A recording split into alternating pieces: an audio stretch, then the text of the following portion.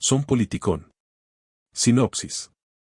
Mientras la guerra en Ucrania revela las grietas de una Europa aún dependiente de Estados Unidos, el continente se enfrenta al dilema de rearmarse, redefinirse y resistir en un mundo que ha dejado atrás las certezas del pasado. Este artículo recorre los dilemas, tensiones y oportunidades que enfrenta Europa en su intento por asumir el control de su destino geoestratégico. En el corazón de Europa, donde las catedrales susurran antiguas plegarias y los relojes aún marcan el tiempo con dignidad imperial, ha comenzado a soplar un viento distinto. No es una tormenta repentina ni una brisa pasajera, es el aliento de una vieja potencia que se resiste a la fragilidad. Mientras el eco de la artillería se prolonga en las estepas de Ucrania, como un tambor ancestral que no cesa de golpear, Europa empieza a comprender que el sueño de la paz perpetua fue, quizás, solo eso, un sueño. Donald Trump, con su voz cargada de absolutos y la mirada fija en su legado, promete terminar la guerra como quien apaga una lámpara en la noche. Pero el conflicto, profundo como las raíces de un roble herido, no desaparece con declaraciones ni se resuelve con votos. A principios de marzo, la ayuda militar estadounidense a Ucrania se detuvo, no como un golpe de martillo, sino como el lento desvanecerse de una melodía. En el frente, el silencio se volvió peligroso. Las ofensivas se congelaron, los soldados vacilaron, y la moral, siempre tan frágil como el cristal, comenzó a resquebrajarse. No fue un momento aislado. En el mes de agosto, una operación ucraniana cerca de Kursk, no oficial, no confirmada, pero susurrada entre los pasillos de los mandos, casi se convierte en tragedia. Tropas al borde del cerco, salvadas por poco, recordaron que la guerra no perdona las pausas y que la logística es el dios oculto de todo combate. Aquella suspensión, aunque temporal, dejó más que un vacío, dejó cicatrices estratégicas y diplomáticas. Europa, observadora y aliada, sintió el estremecimiento como si le hubieran arrebatado el escudo mientras el enemigo aún blande la espada. La dependencia, que durante décadas fue cómoda y mutua, se ha vuelto incómoda. Portugal, nación marinera de pasado imperial, se atrevió a rechazar la compra de casas F-35, no como un acto de confrontación, sino como una afirmación de identidad. Suecia reflexiona en voz baja, mientras sus generales observan el cielo y se preguntan si el futuro debe escribirse con tinta extranjera. Europa Rearm, la iniciativa que brota como una flor en invierno, es la respuesta al desconcierto. 800.000 millones de euros, como un conjuro económico, buscan revivir una industria dormida. Pero los números, por sí solos, no construyen escudos ni fabrican voluntad.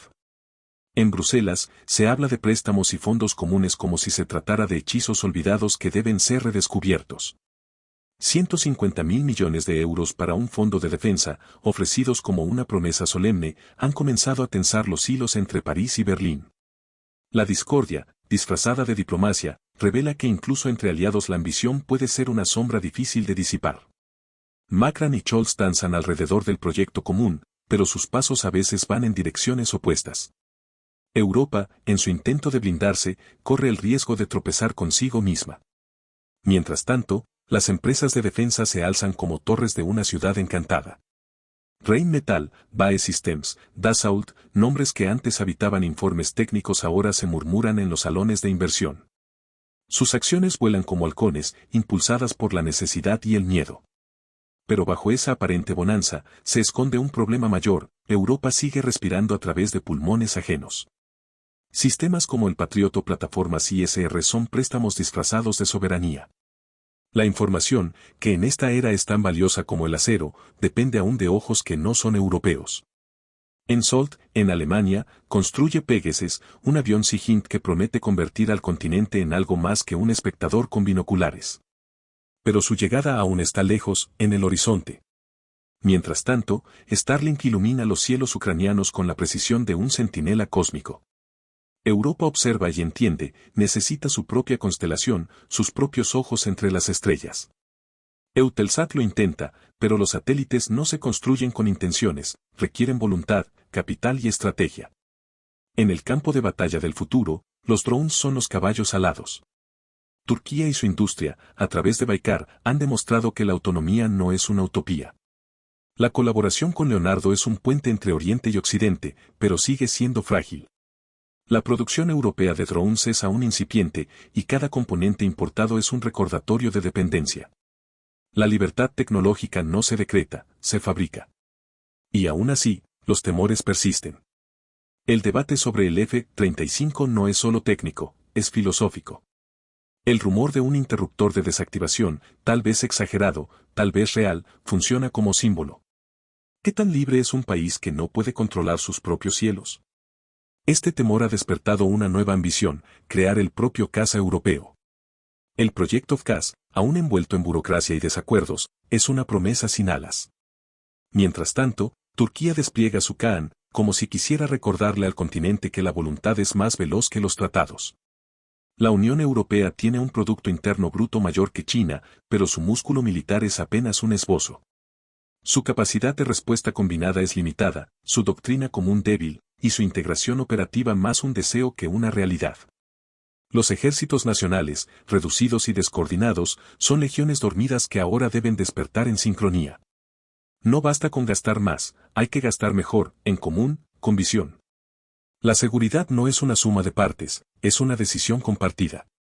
Y, sin embargo, el momento es propicio. La niebla que cubre Europa no es definitiva. Si logra transformar recursos en determinación, acuerdos en acción y planes en capacidades reales, el continente podrá al fin reclamar su papel en la historia no como un campo de batalla, sino como arquitecto del equilibrio. La guerra en Ucrania ha sido el espejo, y lo que Europa ha visto en él no ha sido debilidad, sino posibilidad. El reloj corre. La historia, como siempre, observa. Y en esta nueva página, el futuro europeo no será dictado por los ecos del pasado, sino por la claridad con que sus líderes sepan mirar el horizonte y atreverse a caminar hacia él, aun cuando las nubes sean espesas. Porque en tiempos de oscuridad, no hay mayor arma que la decisión de encender la luz. Nota del autor. Esta columna explora, desde una mirada crítica y literaria, el renacer de Europa como actor de seguridad en un escenario global marcado por la incertidumbre, el conflicto y la recomposición del orden mundial.